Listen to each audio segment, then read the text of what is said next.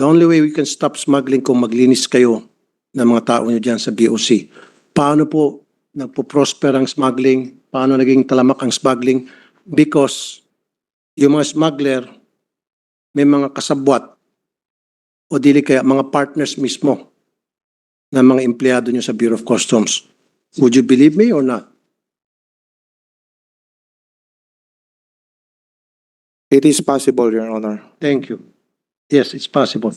So, use your intelligence funds para alamin kung sino-sino itong partner ng mga smugglers na mga matataas na opisyal ninyo dyan sa Bureau of Customs. Partners po sila, hindi po yung kasabwat lang. Partners, meaning invested sila doon sa negosyong yun. Pero nakatago sa ibang pangalan. Siyempre, example, si Aaron. Kailan mo siguro si Aaron, number 1 smuggler dyan sa Bureau. Meron siyang kasabwat o meron siyang kapartner dyan na mataas na opisyal sa isang pier dyan. Diba? So, siguro si Aaron. Diba? Then, find out kung sino-sino po ng mga opisyalis sa Bureau of Customs na partner po sa mga brokerage. Yun lang po siguro assignment ko sa inyo. I will do that, Your Honor. Okay. And then, di ba last hearing, nag-request po ako sa inyo na bigyan niyo po ako ng list ng mga new consignee. Kasi para sa kalaman ng lahat, ito po yung sistema doon sa pagkukuha ng consignee. Yung consignee, yung yung may-ari ng kargamento, tama ho ba? Nakapangalang kargamento. Dapat, bago ka magkaroon, mabigyan ng lisensya para maging consignee, magpapakita ka ng bank account. Tama? Sapat na amount na meron kang kakayahan na mag-import ng mga goods na gusto ipapasok. And then pangalawa, meron ka dapat income tax. Tama? Ang request ko sa inyo, from now on, baguhin nyo na po yung sistema ninyo na show money and then 1 year income tax ka lang sa bayar. Dapat at least 5 years. Makikita na talagang 5 years siya nagbabayad ng tax at may kakayahan na nga talaga siyang magparating ng mga kargamento at siya nagbabayad ng tax. 5 years. Number 2, dapat wag yung one-time deposit lamang ng say 10 million. Kasi show money lang yon. Dapat at least 3 years man lang na deposit, withdrawal. Ang nangyari kasi ngayon, one time, big time na deposit and then 1 year lang na ITR. And then lusot na bagong consignee. And then, Mr. Commissioner, yung mga bagong consignee, ilalagay ng mga smuggler sa pangalan ng kanilang mga kasambahay, sa pangalan ng kanilang mga kumpare, kumadre sa malalayong lugar, sa pangalan ng mga tambay kung saan-saang kanto.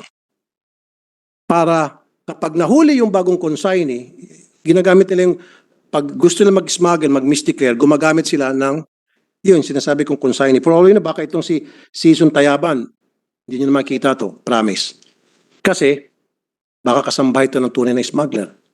Baka ito ay magsasaka na ginamit lamang yung pangalan. Binigyan ng pera, binuksan ng bank account, nilagyan ng 10 million, binuksan ng, nagbayad sa BAR ng 1 year tax. Ginawa ng paraan. Diba? Marami dyan, Commissioner, kapag nahuli na po yung consignee, pag mga smuggled na mga items, hindi na natitrace. Dahil nga po doon sa sinabi ko, paano matrace ang isang tambay? Kung saan-saan lang tumatambay yung kung saan-saan pupunta. Paano matrace yung mga kasambahay? Mga driver sa probinsya. So, this time dapat, bago mabigyan ng permit o mapayagan ang isang consignee, maaprubahan ninyo, mabigyan ng accreditation, make sure na dumaan sa butas ng karayom. Now, lahat ng mga bagong consignee, paki-check nyo lang and give me a list of that and make sure na lahat yan ay dumadaan sa red lane. Of course, yung mga lumang consignee na paulit-ulit na nag-i-import, wala tayong hindi delikado yan. Wala akong nakikitang problema dyan, Commissioner. And you agree with me, right? Kasi nga, hindi nila sisirain yung pangalan nila. They will not do anything na makakasira sa kanilang pangalan. So, ang ginagawa nila, itong mga smuggler, mag-open sila ng mga consignee na pinag-usapan natin ngayon. Para pag nahuli, hindi mo matitrace kung sino yung mga nasa pangalan doon. Tama. So, can you change that policy, sir? Yes, Your Honor. We will give you the list of new consignees. At the same time, we will consider all your suggestions to ensure that our accreditation process is effective, Your Honor. Okay. Okay. Sino itong Mark Wong?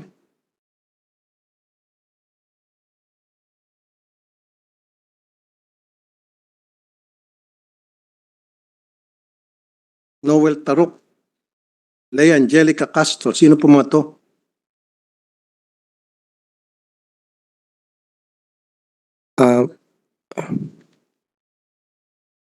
I will get the names, Your Honor, and we will check on the records, Your Honor. Who are these people? Ito pong okay, last na naman po. PDQ Logistics Incorporated.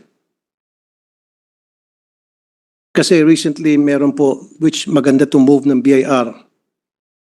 And kayo din natin sa Bureau of Customs, dapat buwisan na itong mga online shopping network, which I definitely agree.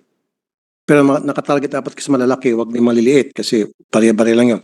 Now, itong PDQ Logistics Incorporated, ito yung napapasok ng mga kargamento for Lazada and Shopee. Monitor niyo ba ito? I will check on the records, Your Honor. Sino po itong si Olivares? Sino po itong si Michael Ma? Sino po itong si Nina? Ito pong taga-facilitate ng mga smuggling ng PDQ. Okay lang na maging mura, abot kaya yung mga nabibili dyan sa mga shopping network, online shopping network. Okay lang yan, affordable. Pero naman dapat may kita din ng gobyerno. Di ba? Hindi yung, affordable sa lahat dahil sa smuggling. Gusto ko affordable sa lahat na kumikita ng gobyerno. Kasi pangit naman kung itong PDQ mag-smuggle ng mga murang items na affordable, halos hindi na nagbabayad sa taxes o walang binabayad na taxes. Ang binabayaran lang, customs, and then malaking tipid nila. Tama? So tingnan niyo po kung sino itong si Michael, si Nina, si ano ba to? Olivares. Yun lang po muna. Yes, Your Honor.